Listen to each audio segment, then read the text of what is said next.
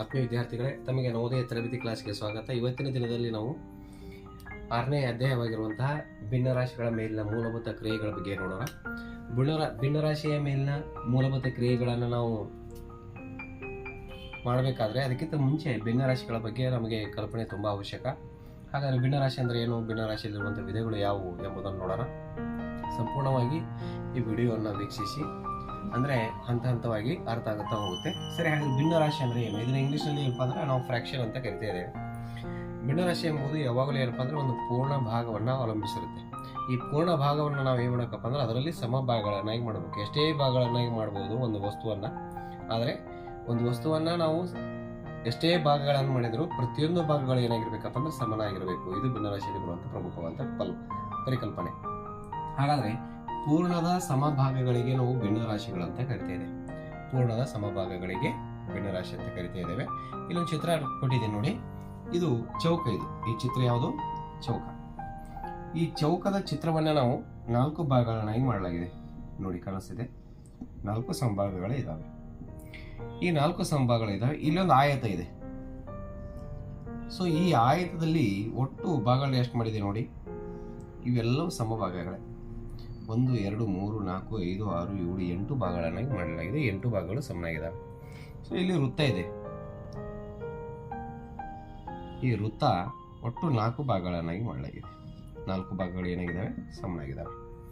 ಸರಿ, ಇಲ್ಲಿ ಸಮನಾಗಿರುವಂತಹ ಭಾಗಗಳನ್ನು ನಾವು ಇಲ್ಲಿ ಅಡ್ಡಗೆರೆಯ ಕೆಳಭಾಗದಲ್ಲಿ ಬರೀಬೇಕು. ಇಲ್ಲಿ 4, ಇಲ್ಲಿ 8, ಇಲ್ಲಿ 4 ಅಡ್ಡಗೆರೆಯ ಕೆಳಭಾಗ. ಹಾಗಾದ್ರೆ ಇಲ್ಲಿ ಮೇಲ್ಭಾಗದಲ್ಲಿ ಏನು ಬರೀಬೇಕು? ಇಲ್ಲಿ ಬಣ್ಣ ಹಚ್ಚಿದ ಭಾಗಗಳು. ಇಲ್ಲಿ ನೋಡಿ, 1 ಭಾಗಕ್ಕೆ ಬಣ್ಣ ಹಚ್ಚಲಾಗಿದೆ, ಇಲ್ಲಿ 1 ಬರೀಲಾಗಿದೆ. ಇಲ್ಲಿ 5 ಭಾಗಕ್ಕೆ ಬಣ್ಣ ಹಚ್ಚಲಾಗಿದೆ. ಒಟ್ಟು ಸಮಭಾಗಗಳಲ್ಲಿ 5 ಭಾಗಕ್ಕೆ ಬಣ್ಣ ಹಚ್ಚಲಾಗಿದೆ. 1 2 3 4 5, ಈಗ 5 ಬರೆದಿದೆ. ಇಲ್ಲಿ 3 ಭಾಗಕ್ಕೆ ಬಣ್ಣ ಹಚ್ಚಿದೆ, ಹೀಗಾಗಿ 3 ಬರೆದಿದೆ. ಸರಿ, ಹಾಗಾದ್ರೆ ಇದನ್ನು ಹೇಗೆ ಓದಬೇಕು? ಈ ಚಿತ್ರದ ಮುಖಾಂತರ ಇದನ್ನು 4ನೇ 1 ಅಥವಾ 1/4 ಅಂತ ಓದಬೇಕು. ಇದನ್ನು 5/8 ಅಂತ ಓದಬೇಕು. ಇದನ್ನು 3/4 ಅಥವಾ 4ನೇ 3.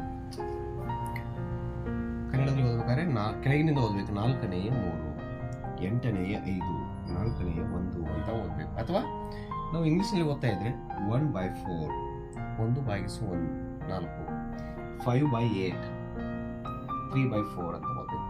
ಅಂದರೆ ಒಟ್ಟು 4 ಭಾಗಗಳಲ್ಲಿ 3 ಭಾಗಕ್ಕೆ ಬಣ್ಣ ಹಚ್ಚಲಾಗಿದೆ. ಒಟ್ಟು 8 ಭಾಗಗಳಲ್ಲಿ 5 ಭಾಗಕ್ಕೆ ಬಣ್ಣ ಹಚ್ಚಲಾಗಿದೆ.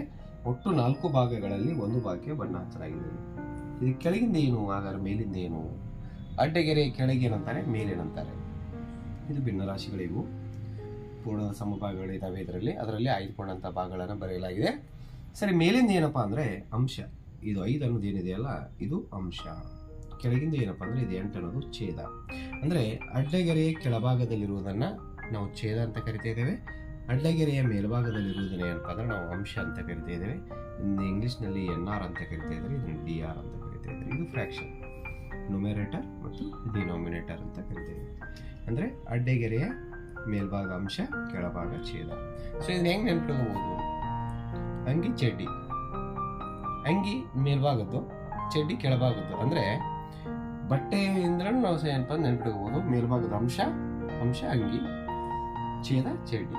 ಸೊ ಈ ರೀತಿಯಾಗಿ ನೆನ್ಪಿಟ್ಕೋಬಹುದು. ಸರಿ, ಹಾಗಾದ್ರೆ ಈ ಭಿನ್ನರಾಶಿಯಲ್ಲಿ ಇರುವಂಥ ವಿಧಗಳು ಯಾವುವು? ಒಟ್ಟು ಭಿನ್ನರಾಶಿಯಲ್ಲಿ ಏನಪ್ಪ ಅಂದ್ರೆ 3 ವಿಧಗಳು ಬರ್ತಾ ಇದ್ದಾವೆ. ಒಂದು ಸಮ ಭಿನ್ನರಾಶಿ, 2ನೇದು ವಿಷಮ ಭಿನ್ನರಾಶಿ, 3ನೇದು ಏನಪ್ಪ ಅಂದ್ರೆ ಮಿಶ್ರ ಭಿನ್ನರಾಶಿ. ಸರಿ, ಹಾಗಾದ್ರೆ ಸಮ ಭಿನ್ನರಾಶಿ ಅಂದ್ರೆ ಏನು? ಇಲ್ಲಿ ಸಮ ಭಿನ್ನರಾಶಿ ಅಂದ್ರೆ ನೋಡಿ, ಭಿನ್ನರಾಶಿಯ ಈಗ ಆಲ್ರೆಡಿ ನಮಗೆ ಅಂಶ ಯಾವುದು, ಛೇದ ಯಾವುದು ಗೊತ್ತಾಗಿದೆ. ಭಿನ್ನರಾಶಿಯ ಅಂಶವು ಛೇದಕ್ಕಿಂತ ಚಿಕ್ಕದಾಗಿರುವಂತ ಭಿನ್ನರಾಶಿ. ಅಂದ್ರೆ ಛೇದಕ್ಕಿಂತ ಅಂಶ ಏನಾಗಿರ್ಬೇಕು? ಚಿಕ್ಕದಾಗಿರ್ಬೇಕು. ಅಂತ ಭಿನ್ನರಾಶಿಗೆ ನಾವು ಸಮ ಭಿನ್ನರಾಶಿ ಅಂತ ಕರಿತಾ ಇದೆ. ಅಂದ್ರೆ ಅಂಶ ದೊಡ್ಡದಿರಬೇಕು, ಛೇದ ಚಿಕ್ಕದಿರ್ಬೇಕು. ಉದಾಹರಣೆ ನೋಡಿ, 10ನೇ 3 ಅಂಶ ಚಿಕ್ಕದು, ಛೇದ ದೊಡ್ಡದು. 15ನೇ 7 7/15, 8/12, 21/50, 3/11, 2/15, 1/6. ಅಂಶ ಚಿಕ್ಕದಿದೆ, ಛೇದ ದೊಡ್ಡದಿದೆ. ಈ ಭಿನ್ನರಾಶಿಗಳೇ ಸಮ ಭಿನ್ನರಾಶಿಗಳು. ಇಂಥವು ತಾವು ಸಾಕಷ್ಟು ಉದಾಹರಣೆಗಳನ್ನು ಬರೆದುಕೊಳ್ಬೇಕು ಈ ವಿಡಿಯೋ ವೀಕ್ಷಿಸಿದ ನಂತರ. ನೆಕ್ಸ್ಟ್ 2ನೇ ಭಿನ್ನರಾಶಿಯ ವಿಧ ವಿಷಮ ಭಿನ್ನರಾಶಿ. ನೋಡಿ, ವಿಷಮ ಭಿನ್ನರಾಶಿ ಏನಪ್ಪಾ ಅಂದ್ರೆ ಸಮ ಭಿನ್ನರಾಶಿಯ ರಿವರ್ಸ್ ಅದು. ಅಂದ್ರೆ ಭಿನ್ನರಾಶಿಯ ಅಂಶವು ಛೇದಕ್ಕಿಂತ ದೊಡ್ಡದಿರುತ್ತೆ. ಭಿನ್ನರಾಶಿಯ ಅಂಶ ಛೇದಕ್ಕಿಂತ ದೊಡ್ಡದಿರುತ್ತೆ. ಅದನ್ನ ನಾವೇನಂತ ಕರಿತೀವಪ್ಪ ಅಂದ್ರೆ ವಿಷಮ ಭಿನ್ನರಾಶಿ ಅಂತ ಕರಿತಾ ಇದ್ದೇವೆ. ಉದಾಹರಣೆ ನೋಡಿ, 8/5 ನೋಡಿ, ಛೇದ ಚಿಕ್ಕದು, ಅಂಶ ದೊಡ್ಡದು. 11/3, 12/8, 20/5, 10, 3/2. ಸೊ ಹೀಗೆ ಏನಪ್ಪ ಅಂತಂದ್ರೆ ನಾವು ಬರಿತಾ ಹೋಗ್ಬೋದು. ಅಂದ್ರೆ ಛೇದ ಚಿಕ್ಕದು ಬರೀಬೇಕು, ಅಂಶ ದೊಡ್ಡದು ಬರೀಬೇಕು. ಯಾವುದನ್ನು ಏನಪ್ಪ ಅಂದ್ರೆ ನಾವು ವಿಷಮ ಭಿನ್ನರಾಶಿ ಅಂತ ಕರಿತೇವೆ. ಸೊ ಭಿನ್ನರಾಶಿಯ ಮೂರನೇ ವಿಧ ಮಿಶ್ರ ಭಿನ್ನರಾಶಿ.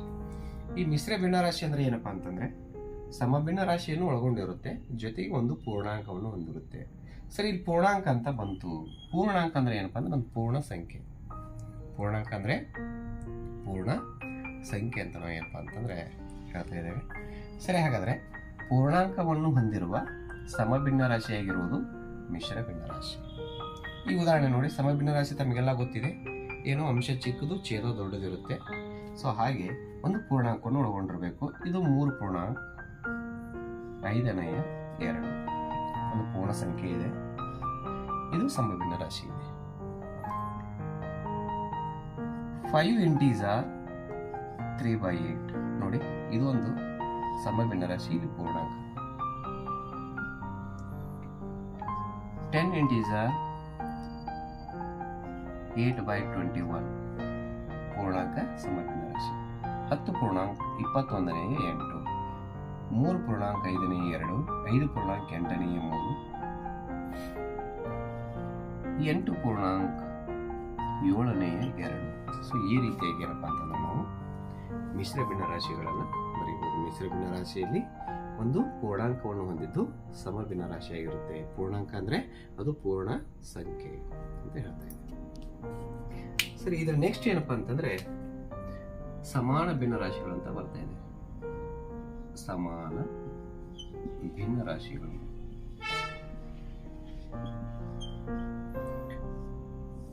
ಇಕ್ವಿವೆಲೆಂಟ್ ಫ್ರಾಕ್ಷನ್ ಅಂತ ಕರಿತಾ ಇದ್ದೇವೆ. ಸಮ ಭಿನ್ನರಾಶಿಯನ್ನ ಪ್ರಾಪರ್ ಫ್ರಾಕ್ಷನ್ ಅಂತ ಕರಿತಾ ಇದ್ದೇವೆ. ವಿಷಮ ಭಿನ್ನರಾಶಿಯನ್ನ ಇಂಪ್ರಾಪರ್ ಫ್ರಾಕ್ಷನ್, ಮಿಶ್ರ ಭಿನ್ನರಾಶಿಯನ್ನ ಮಿಕ್ಸ್ಡ್ ಫ್ರಾಕ್ಷನ್, ದೆನ್ ಸಮಾನ ಭಿನ್ನರಾಶಿಗಳಿಗೆ ಇಕ್ವಿವೆಲೆಂಟ್ ಫ್ರಾಕ್ಷನ್ ಅಂತ ಕರಿತೇವೆ. ಅಂದ್ರೆ ಒಂದು ಭಿನ್ನರಾಶಿಗೆ ಮತ್ತೊಂದು ಭಿನ್ನರಾಶಿ ಸಮವಾಗಿರುವುದು. ಒಂದು ಭಿನ್ನರಾಶಿಗೆ ಮತ್ತೊಂದು ಭಿನ್ನರಾಶಿ ಸಮವಾಗಿರುವುದೇ ಸಮಾನ ಭಿನ್ನರಾಶಿ. ಒಂದು ಭಿನ್ನರಾಶಿ ಯಾವುದೇ ಇರಲಿ, ಒಂದು ಭಿನ್ನರಾಶಿಗೆ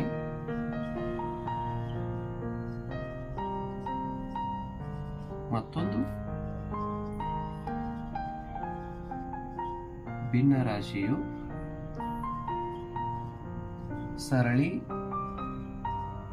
ಸರಳೀಕರಣವಾದಾಗ ಸಮವಾಗುವುದೇ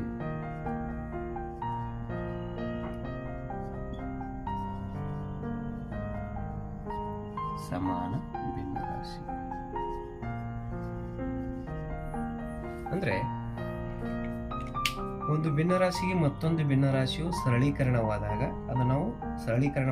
ಸಮವಾಗುವುದೇ ಸಮಾನ ಭಿನ್ನರಾಶಿ. ಒಂದು ಭಿನ್ನರಾಶಿ ಮತ್ತೊಂದು ಭಿನ್ನರಾಶಿ ಸಮ ಯಾವಾಗತ್ತಪ್ಪ ಅಂದ್ರೆ ಒಂದು ಭಿನ್ನರಾಶಿಗೆ ಮತ್ತೊಂದು ಭಿನ್ನರಾಶಿ ಕೊಟ್ಟಾಗ ಅದು ಸರಳೀಕರಣ ಮಾಡಿದಾಗ ಎರಡು ಏನಪ್ಪಾ ಅಂದ್ರೆ ಸಮ ಕಾಣಬೇಕು. ಅವಾಗ ನಾವು ಏನಪ್ಪಾ ಅಂದ್ರೆ ಸಮಾನ ಭಿನ್ನರಾಶಿಗಳು ಅಂತ ಕರಿತಾ ಇದ್ದೇವೆ. ಈ ಸಮಾನ ಭಿನ್ನರಾಶಿಗಳನ್ನ ಕಂಡುಹಿಡಿಯುವುದು ಹೇಗೆ, ಅಥವಾ ಈ ಸಮಾನ ಭಿನ್ನರಾಶಿ ಉದಾಹರಣೆಗಳನ್ನ ನೋಡೋಣ. ಭಿನ್ನರಾಶಿ ಅಂದ್ರೆ ಗೊತ್ತಾಯ್ತು, ಒಂದು ಭಿನ್ನರಾಶಿಗೆ ಮತ್ತೊಂದು ಭಿನ್ನರಾಶಿಯು ಸಮವಾಗಿದ್ದರೆ ಅದನ್ನು ಸಮಾನ ಭಿನ್ನರಾಶಿ ಅಂತ ಕರಿತೇವೆ. ಹಾಗಾದ್ರೆ ಸಮಾನ ಭಿನ್ನರಾಶಿಯನ್ನ ನಾವು ಹೇಗೆ ಕಂಡುಹಿಡಿತಾ ಇದ್ದೇವೆ, ಹೇಗೆ ಬರೀಬಹುದು ಅಂದ್ರೆ ಭಿನ್ನರಾಶಿಯ ಅಂಶ ಮತ್ತು ಛೇದಕ್ಕೂ ಯಾವುದೇ ಒಂದು ಭಿನ್ನರಾಶಿ ಕೊಟ್ಟಿದ್ರೆ ಅದರ ಅಂಶ ಮತ್ತು ಛೇದಕ್ಕೂ ಒಂದೇ ಸಂಖ್ಯೆಯಿಂದ ಗುಣಿಸಬೇಕು.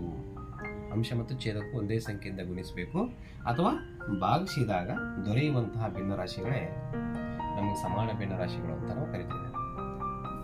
ಸರಿ, ಹಾಗಾದ್ರೆ ಉದಾಹರಣೆ ನೋಡಿ, ಇಲ್ಲಿ ಗೊತ್ತಾಗುತ್ತೆ. 2/3 ಇದೆ. ಸೊ ಇದಕ್ಕೆ ಸಮಾನ ಭಿನ್ನರಾಶಿಯನ್ನು ಕಂಡುಹಿಡಿಯಬೇಕಾದ್ರೆ ಏನಿದೆ ರೂಲ್ಸ್, ಒಂದೇ ಸಂಖ್ಯೆಯಿಂದ ಭಾಗಿಸಬೇಕು ಅಂಶ ಮತ್ತು ಛೇದಕ್ಕೂ. ಸರಿ, ಇದಕ್ಕೆ ನಾವು 2ರಿಂದ ಗುಣಿಸೋಣ, ಇದನ್ನ 2ರಿಂದ ಗುಣಿಸೋಣ. 2 2 4, 3 2 6. ಹಾಗಾದ್ರೆ 3ನೇ 2ರ ಸಮಾನ ಭಿನ್ನರಾಶಿ 6ನೇ 4. ಇದನ್ನು ಸಿಂಪ್ಲಿಫಿಕೇಶನ್ ಸರಳೀಕರಣ ಮಾಡಿದಾಗ ಇಷ್ಟೇ ಬರುತ್ತೆ ಇದರ ಉತ್ತರ. ನೆಕ್ಸ್ಟ್ ಇನ್ನೊಂದು ಬೇಕಾ? ಮತ್ತೆ ತೆಗೆದುಕೊಳ್ಳಿ. ಇದನ್ನು ನಾನು 4ರಿಂದ ಗುಣಿಸಿದರೆ ಇದನ್ನು ಸಹಿತ 4ರಿಂದ ಗುಣಿಸ್ಬೇಕು. ಅಂಶ ಮತ್ತು ಛೇದಕ್ಕೆ ಒಂದೇ ಸಂಖ್ಯೆಯಿಂದ ಗುಣಿಸ್ಬೇಕು. 4 × 8, 4 × 3 12. ಸರಿ, ಇನ್ನೊಂದು ಸಮಾನ ಭಿನ್ನರಾಶಿಯನ್ನು ಕಂಡುಹಿಡಿಯಬೇಕಾದ್ರೆ ಮತ್ತೆ ಒಂದು ಸಂಖ್ಯೆಯಿಂದ ಗುಣಿಸ್ಬೇಕು. ಈಗ 5ರಿಂದ ಗುಣಿಸ್ತೀನಿ. ಇಲ್ಲಿ ಸಹಿತ 5ರಿಂದ ಗುಣಿಸ್ಬೇಕು. 5 × 2 10, 5 × 3 15. ಸೊ ಇನ್ನೊಂದು ನಾವು ಕಂಡುಹಿಡಿಯಬೇಕಾದ್ರೆ ಇದನ್ನು ನಾನು 8ರಿಂದ ಮಾಡಿದೆ. ಇದನ್ನು 8ರಿಂದ ಗುಣಿಸ್ಬೇಕು. ಅಂಶ ಮತ್ತು ಛೇದಕ್ಕೂ 8 × 2 16, 8 × 3 24. ಸರಿ, 3ನೇ 2ರ ಸಮಾನ ಭಿನ್ನರಾಶಿಗಳು 4/6, 8/12, 10/15, 16/24. ಸೊ ಇವೆಲ್ಲವೂ ಏನಪ್ಪ ಅಂದರೆ ಸಮಾನ ಭಿನ್ನರಾಶಿಗಳು.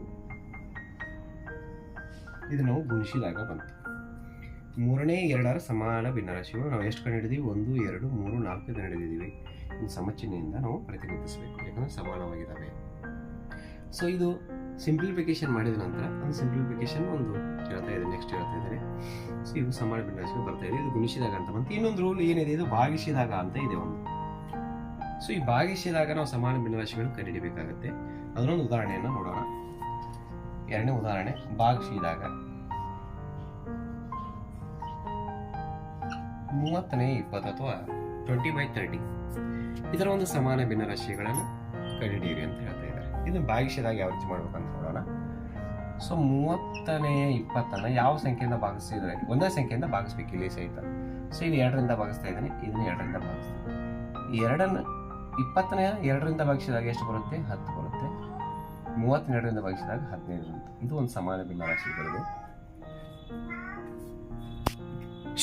ನೆಕ್ಸ್ಟ್ ಅದೇ ಕೊಟ್ಟಂತ ಸಂಖ್ಯೆಯನ್ನು ತೆಗೆದುಕೊಳ್ಬೇಕು. 20/30 ಮತ್ತೆ ಎಷ್ಟರಿಂದ ಭಾಗಿಸ್ಬೋದು? ಇವನ್ನ 2 ಸಂಖ್ಯೆಗಳು ಒಂದೇ ಸಂಖ್ಯೆಯಿಂದ ಭಾಗಿಸ್ತಾ ಇರಬೇಕು. ಇದು 5ರಿಂದ ಭಾಗಿಸಿ, ಇದನ್ನು 5ರಿಂದ ಭಾಗಿಸೋಣ.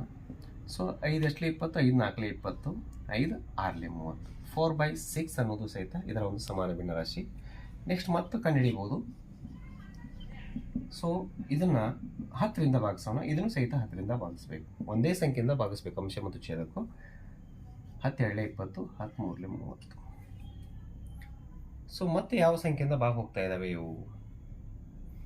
ಸೊ 2ರಿಂದ ಆಯಿತು, 10ರಿಂದ ಆಯಿತು, 5ರಿಂದ ಆಯಿತು. ಒಟ್ಟು 3 ಸಂಖ್ಯೆಗಳನ್ನು ನಾವು ಕಂಡುಹಿಡಿದ್ವಿ.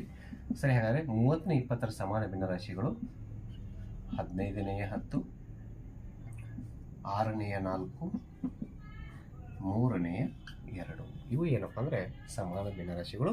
ನಾವು ಇದನ್ನು ಭಾಗಿಸಿದಾಗ ಸಮಾನ ಭಿನ್ನರಾಶಿಗಳನ್ನು ಕಂಡುಹಿಡಿದ್ವಿ. ಅಂದರೆ ಸಮಾನ ಭಿನ್ನರಾಶಿಗಳಂದ್ರೆ ಏನು? ಕೊಟ್ಟಂಥ ಸಂಖ್ಯೆಯನ್ನು ಅಂಶ ಮತ್ತು ಛೇದಕ್ಕೂ ಒಂದೇ ಸಂಖ್ಯೆಯಿಂದ ಗುಣಿಸಿದಾಗ ಬರುವಂತಹ ಒಂದು ಭಿನ್ನರಾಶಿಗಳೇ ಆ ಒಂದು ಕೊಟ್ಟಂಥ ಸಂಖ್ಯೆಗೆ ಸಮಾನ ಭಿನ್ನರಾಶಿಗಳಾಗಿರ್ತವೆ. ಸೊ ಅವುಗಳನ್ನು ದೊಡ್ಡ ಸಂಖ್ಯೆ ಇದ್ದರೆ ಒಂದೇ ಸಂಖ್ಯೆಯಿಂದ ನಾವು ಭಾಗಿಸಬೇಕಾಗುತ್ತೆ.